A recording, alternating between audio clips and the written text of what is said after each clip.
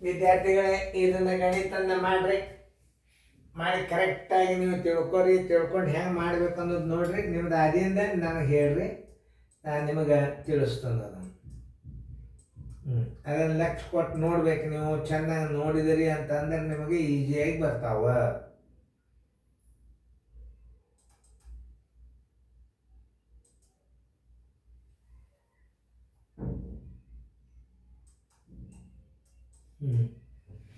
Video on ಮಾಡ್ರಿ. ಈಗ ಎಲ್ಲರೂ ಬೋರ್ಡ್ ಕಡೆ ನೋಡ್ರಿ. ಇದು ಮಾರಾಟದ ಬೆಲೆ ಅದ. ಈಗ ನಾವು ಅಸಲು ಬೆಲೆ ಅಥವಾ ಕೊಂಡ ಬೆಲೆ, ಪಠ್ಯ ಪುಸ್ತಕದ ಬೆಲೆ ಅಂದ್ರೆ ಮೂಲ ಬೆಲೆ ಏನು ಅನ್ನೋದು ನಾವು ಕಂಡು ಹಿಡಿಬೇಕಾಗ್ಯದ. ಇದನ್ನು ನಾವು ಹೆಂಗೆ ಹಚ್ಕೋಬೇಕು, ನಾವು ಹೆಂಗೆ ಮಾಡ್ಬೇಕು ಅನ್ನೋದು ನೋಡಿ. ಪಠ್ಯ ಪುಸ್ತಕದ ಬೆಲೆ ಎಷ್ಟಿತ್ತು ಮೊದಲ ಅನ್ನೋದು. ಓಕೆ, ಈಗ ನೋಡ್ರಿ ಸಂಗತಿಗಳನ್ನು. ಮಾರಾಟದ ಬೆಲೆ ಬರೋಬ್ಬರಿ, ಮಾರಾಟದ ಬೆಲೆ ಬರೋಬ್ಬರಿ ಪದ್ಧತಿ ಪ್ರಕಾರ, ರೀತಿ ಪ್ರಕಾರ ತಿಳಿಸ್ತದ ನೋಡ್ರಿ. ಮಾರಾಟದ ಬೆಲೆ ಎಷ್ಟದ? 64 ರೂಪಾಯಿ. 64 ರೂಪಾಯಿ ಮಾರಾಟದ ಬೆಲೆ ಅದ. ಹಾನಿ ಅದನ್ನ ಲಾಭ ಅದ. ಮಾರಿದ ಹಾನಿ, ನಷ್ಟ ಅಂದ್ರೆ ಹಾನಿ. ನಷ್ಟ ಅಂದ್ರೂ ಒಂದೇ, ಏನು ಹಾನಿ ಅಂದ್ರೂ ಒಂದೇ. ಹಾನಿ ಬರೋಬ್ಬರಿ ಎದುರಾಗದ 20% ಹಾನಿ ಅದ ನೋಡಿ. ಹಾನಿ ಅದ ಅಂದ್ರೆ ಏನು? ಮಾರಾಟ ಬೆಲೆ ಕೊಟ್ಟಾನ, ನಷ್ಟ ಕೊಟ್ಟಾನ. ಈಗ ನೀವು ಕಂಡು ಹಿಡಿಬೇಕು ಅಸಲು ಬೆಲೆ ಅಂದ್ರೆ ಪುಸ್ತಕದ ಬೆಲೆ ಅಸಲು ಬೆಲೆ ಅಂತಾರೆ, ಕೊಂಡ ಬೆಲೆ ಅಂತಾರೆ, ಮೂಲ ಬೆಲೆ ಅಂತಾರೆ. ಅಸಲು ಬೆಲೆ ಬರೋಬ್ಬರಿ ಎಷ್ಟು? ಮೂಲ ಬೆಲೆ, ಅಸಲು ಬೆಲೆ, ಕೊಂಡ ಬೆಲೆ ಎಲ್ಲ ಒಂದೇ. ಈಗ ಶೇಕಡ ಲೆಕ್ಕದೊಳಗೆ ಇದರ ಅಸಲು ಬೆಲೆ 100 ಅಂತ ತಿಳ್ಕೊಬೇಕು. ಇಲ್ಲಿ ಶೇಕಡ ಅದಲ್ಲ, ಅದನ್ನು ಅಸಲು ಬೆಲೆ 100 ಎಂದು ತಿಳಿಯುವ. ಅಸಲು ಬೆಲೆ 100 ಆಗಿರಲಿ. ಯಾಕ ನೋಡ್ರಿ, ಇಲ್ಲಿ ಶೇಕಡ ಚಿನ್ನದಂದ್ರೆ ಅಸಲು ಬೆಲೆ 100 ಆಗಿರಲಿ, ಕೊಂಡ ಬೆಲೆ 100 ಆಗಿರಲಿ, ಜನಸಂಖ್ಯೆ 100 ಆಗಿರಲಿ, ಆಮೇಲೆ ಗುಣಗಳು 100 ಆಗಿರಲಿ. ಒಟ್ಟು ಏನಿರ್ತದಲ್ಲ ಮೂಲ ಅದನ್ನು ನೀವು ಬರ್ಕೋಬೇಕು. ಜನಸಂಖ್ಯೆ ಇತ್ತಂದ್ರೆ ಜನಸಂಖ್ಯೆ 100 ಆಗಿರಲಿ, ಕೊಂಡ ಬೆಲೆ 100 ಆಗಿರಲಿ, ಮಾರಾಟದ ಬೆಲೆ 100 ಆಗಿರಲಿ ಅಂತ ಎಂದೂ ಇರಲ್ಲ. ಅದನ್ನ ನೆನ್ಪಿಟ್ಕೋಬೇಕು ನೀವು. ಮಾರಾಟ ಬೆಲೆ 100 ಬರುವುದೇ ಅದು. ಕೊಂಡ ಬೆಲೆ 100 ಬರ್ತದ, ಜನಸಂಖ್ಯೆ 100 ಬರ್ತದ, ಆಮೇಲೆ ಪಠ್ಯ ಪುಸ್ತಕ ನಿಮ್ಮ ಶಾಲೆ ಒಳಗೆ ಗುಣಗಳು 100 ಅಂತ ಬರ್ತದ, ಕೊಂಡ ಬೆಲೆ 100 ಅಂತ ಬರ್ತದ. ಅಸಲು ಬೆಲೆ ಬರೋಬ್ಬರಿ ಎಷ್ಟು? 100 ಆಗಿರಲಿ. ಹಾನಿ ಬರೋಬ್ಬರಿ ಹಾನಿ ಶೇಕಡ ಹಾನಿ ಅದ. ಹಾನಿ ಅಂದ್ರೂ ಒಂದೇ, ನಷ್ಟ ಅಂದ್ರೂ ಒಂದೇ. ಯಾಕೆಂದ್ರೆ ಮುಂದಾಗ್ತದ ಮೊದಲು ಹಿಂಗೆ ಮಾಡಿ. ನಷ್ಟ ಅಂದ್ರೂ ಒಂದೇ. ನಷ್ಟ ಬರೋಬ್ಬರಿ, ನಷ್ಟ ಬರೋಬ್ಬರಿ, ನಷ್ಟ ಬರೋಬ್ಬರಿ 20. ಶೇಕಡ ಮಾರಾಟದ ಬೆಲೆ ಬರೋಬ್ಬರಿ, ಶೇಕಡ ಮಾರಾಟದ ಬೆಲೆ ತಕ್ಕೋಬೇಕೀಗ ನೀವು. ಶೇಕಡ ಮಾರಾಟದ ಬೆಲೆ ಬರೋಬ್ಬರಿ. ಹಾನಿ ಅಂದ್ರೆ ಕೂಡಿಸ್ಬಾರ್ದು, ಕಡಿಬೇಕು. 100 20 ಕಳೆದ್ರೆ ಎಷ್ಟಾಯ್ತು? 80 ರೂಪಾಯಿ ಆಯ್ತು.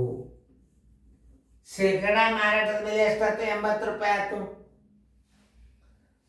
100 ಶೇಕಡ ಮಾರಾಟದ ಬೆಲೆ ಎಷ್ಟಾಯ್ತು? 80 ಆಯ್ತು. ಹಾನಿ ಅಂದ್ರೆ ಕಡಿಬೇಕು. ಅಸಲು ಬೆಲೆ 100 ಇದ್ದಾಗ 20 ಹಾನಿ ಅದ ಅಂದ್ರೆ 80 ರೂಪಾಯಿ ಏನಾಯ್ತು? ಶೇಕಡ ಮಾರಾಟದ ಬೆಲೆ ಆಯ್ತು. ಶೇಕಡ ಮಾರಾಟದ ಬೆಲೆ ನೀವು ತಕ್ಕೊಳ್ಳೇಬೇಕು. ಶೇಕಡ ಮಾರಾಟದ ಬೆಲೆ ಬರೋಬ್ಬರಿ 100 ಹಾನಿ ಅದ ಅಂದ್ರೆ ಕಳಿಬೇಕು, ಲಾಭ ಅಂದ್ರೆ ಕೂಡಿಸ್ಬೇಕು. ಮೂಲ ಬೆಲೆ ಕಂಡು ಹಿಡಿಯಾಗ ಇದು ಹಾನಿ ಅದ ಅಂದ್ರೆ ಏನು ಮಾಡ್ಬೇಕು? ಮಾರಾಟದ ಬೆಲೆ ಬರೋಬ್ಬರಿ 80 ಆಯ್ತು. 80 ಮಾರಾಟದ ಬೆಲೆ ಇದ್ದಾಗ ಅಸಲು ಬೆಲೆ 100 ಇರ್ತದ. 64 ರೂಪಾಯಿ ಮಾರಾಟದ ಬೆಲೆ ಇದ್ದಾಗ ಅಸಲು ಬೆಲೆ ಎಷ್ಟಿರ್ತದ? ಇದೆ ಶೇಕಡ ಲೆಕ್ಕದಾಗ ಹೆಂಗೆ ಕಂಡು ಹಿಡಿಬೇಕು? ಅಸಲು ಬೆಲೆ ಮಾರಾಟದ ಬೆಲೆ 64 ರೂಪಾಯಿ, ನಷ್ಟ ಹಾನಿ 20. ಅಸಲು ಬೆಲೆ ಬರೋಬ್ಬರಿ ಎಷ್ಟು? ಅಸಲು ಬೆಲೆ 100 ಆಗಿರಲಿ. ಶೇಕಡ ಚಿನ್ನ ಅಸಲು ಬೆಲೆ ಆಗಿರಲಿ. ನಷ್ಟ 20. ಶೇಕಡ ಮಾರಾಟದ ಬೆಲೆ ಬರೋಬ್ಬರಿ 100 - 20. 100 ರೂಪಾಯಿ ಅಸಲು ಬೆಲೆ ಇತ್ತಂದ್ರವ 80ಕ್ಕೆ ಮಾರ್ತಾನ. 80ಕ್ಕೆ ಮಾರ್ಯಾನ ಅಂದ್ರೆ ಅಸಲು ಬೆಲೆ 100 ಇರ್ತದೆ. ಯಾಕೆ ಅಸಲು ಬೆಲೆ ತೆಗಿಬೇಕಾಗಿದೆ ನೀವು ನೋಡಿ. 80 ಮಾರಾಟದ ಬೆಲೆ ಇದ್ದಾಗ 80 ಮಾರಾಟದ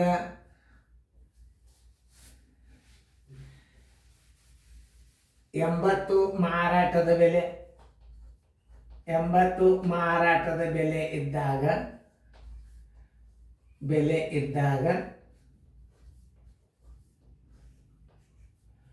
100 ಅಸಲು ಬೆಲೆ, ಮೂಲ ಬೆಲೆ 100 ಅಸಲು ಬೆಲೆ. 100 ಅಸಲು ಬೆಲೆ ಅನ್ಬೋದು, ಕೊಂಡ ಬೆಲೆ ಅನ್ಬೋದು, ಮೂಲ ಬೆಲೆ ಅನ್ಬೋದು. 108 ನಮೂನೆ ಇರ್ತಾವ. 64 ರೂಪಾಯಿ ಮಾರಾಟದ ಬೆಲೆ ಇದ್ದಾಗ ಅಸಲು ಬೆಲೆ ಎಷ್ಟಿರ್ತದ?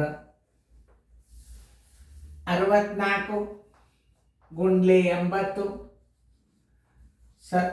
64 ಗುಂಡ್ಲೆ 100, 64 ಗುಂಡ್ಲೆ 100 ಇದು ಮೇಲೆ ಸರ್ವಸ್ವಾಗಲಿ 80 ಬರಾಬರಿ. ಈ ಪೂಜೋತು 8 ಒಂದಲೆ 8 ಎಂಟ್ಲೆ 8 ಹತ್ಲೆ 80 ರೂಪಾಯಿ. ಅಸಲು ಬೆಲೆ ಅಂದ್ರೆ ಒಂದೇ, ಮೂಲ ಬೆಲೆ ಅಂದ್ರೆ ಒಂದೇ, ಕೊಂಡ ಬೆಲೆ ಅಂದ್ರೆ ಒಂದೇ. ಅಸಲು ಬೆಲೆ ಅಂದ್ರೆ ಒಂದು ಎಷ್ಟಿತ್ತು? 80 ರೂಪಾಯಿ ಇತ್ತು. ಉತ್ತರ ಸಂಖ್ಯೆ 80 ರೂಪಾಯಿ ಅಲ್ಲ ನೋಡ್ರಿ, ಉತ್ತರ ಸಂಖ್ಯೆ ಬಿ. ಈಗ ಇದು ಮಾರಾಟದ ಬೆಲೆ ಕೊಟ್ಟಾಗ ಮೂಲ ಬೆಲೆ ಕಂಡು ಹಿಡಿಬೇಕು. ಈ ಲೆಕ್ಕ ನೀವು ಹೆಚ್ಚ ಮಾರಾಟದ ಬೆಲೆನೇ ಕಂಡು ಹಿಡಿತೀರಿ. ಈಗ ನಿಮಗೆ ಅಸಲು ಬೆಲೆ ಅಥವಾ ಕೊಂಡ ಬೆಲೆ ಕಂಡು ಹಿಡಿಯುವಂಥ ಲೆಕ್ಕದ ಇದನ್ನ ಇನ್ನೊಂದ್ಸಲ ಲಕ್ಷ ಕೊಟ್ಟು ನೋಡ್ರಿ. ಮಾರಾಟದ ಬೆಲೆ ಕೊಟ್ಟಾನ, ನಷ್ಟ ಕೊಟ್ಟಾನ, ಅಸಲು ಬೆಲೆ ಕಂಡು ಹಿಡಿಬೇಕು. ಇದು ಡೆಫಿನೆಟ್ಲಿ ನೆನ್ಪಿಟ್ಕೋಬೇಕಿದು. ಮಾರಾಟದ ಬೆಲೆ ಕೊಟ್ಟ ಅಂದ್ರೆ ಅಸಲು ಬೆಲೆ ಕಂಡು ಹಿಡಿದು ತಿಳ್ಕೊಂಡೆ ಬಿಡೋದು, ನೀವೇನು ಸಂಶಯನೇ ಇಲ್ಲ. ಚೆನ್ನಾಗಿ ಇನ್ನೊಂದ್ಸಲ ರೀಪ್ಲೇ ಮಾಡಿ ನೋಡಿ.